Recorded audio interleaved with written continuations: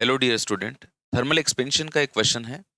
The density of a solid at temperature T in degree Celsius is given by this relation and the density of the solid is 4.2 gram per cc at 0 degree Celsius. The coefficient of areal expansion of the solid will be।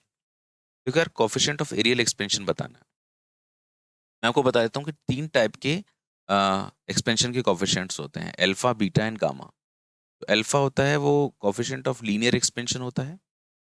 जो beta होता है वो coefficient of aerial expansion होता है। और जो gamma होता है वो कोफिशिएंट ऑफ वॉल्यूमेट्रिक एक्सपेंशन होता है। और डेंसिटी का जो रिलेशन होता है वो कैसे दिया जाता है? देखो यार, जब टेम्परेचर बढ़ाते हैं तो आपको पता है कि जब टेम्परेचर बढ़ेगा तो ऑब्जेक्ट्स की लेंथ, उनका एरिया, उनका वॉल्यूम, ये सब बढ़ता है। वॉल्यूम बढ़ता है तो डेंसिटी घटती है।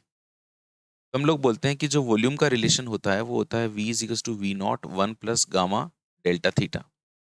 डेल्टा थीटा तो है कि कितना टेम्परेचर मैंने राइज किया है, 0 डिग्री सेल्सियस पे वॉल्यूम, और ये डेल्टा थीटा राइज करते हैं जब टेम्परेचर, तो उसके बाद में कितना वॉल्यूम है।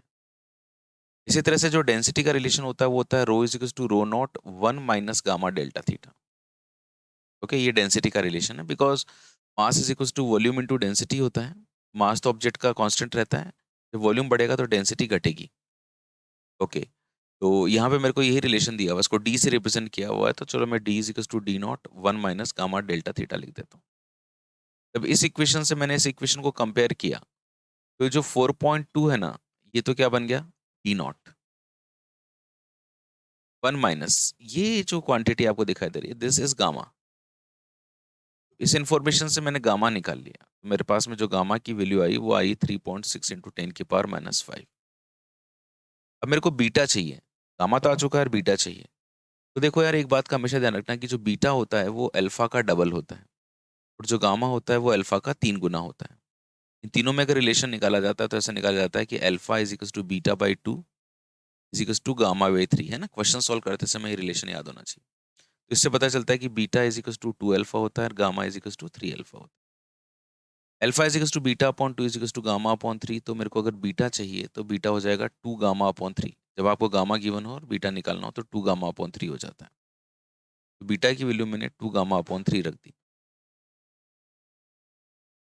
To by three of the gamma, and gamma is 3.6 into ten की पावर माइनस फाइव। इसको 1.2 कर दो तो ये 2.4 इंटू टेन की पावर माइनस फाइव आ जाएगा। तो the correct answer of this question is second.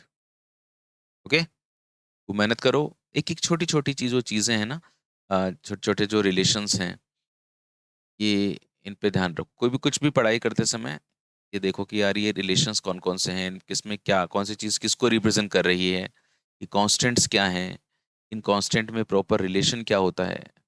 Okay, बहुत ही माइन्यूट सी चीज़ें आजकल एग्जाम में पूछी जाती हैं। ये सब चीज़ें पता होंगी तो आप डेफिनेटली अच्छा कर पाएंगे। Thank you so much and God bless you.